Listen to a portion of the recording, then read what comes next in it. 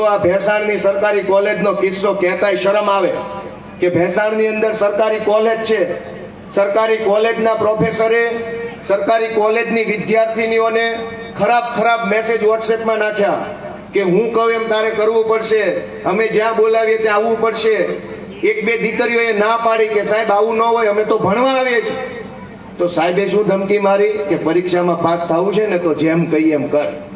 અને ભેસાણની સરકારી કોલેજમાં પ્રોફેસરે દીકરીઓને પાસ કરાવવાની ધમકી મારી અને અભદ્ર કામ કર્યું. ઈ વાતની આજે 1 વર્ષ સુધી પણ FIR ભેસાણમાં નથી થઈ દોસ્તો. તો કોને રાવ કરવાની?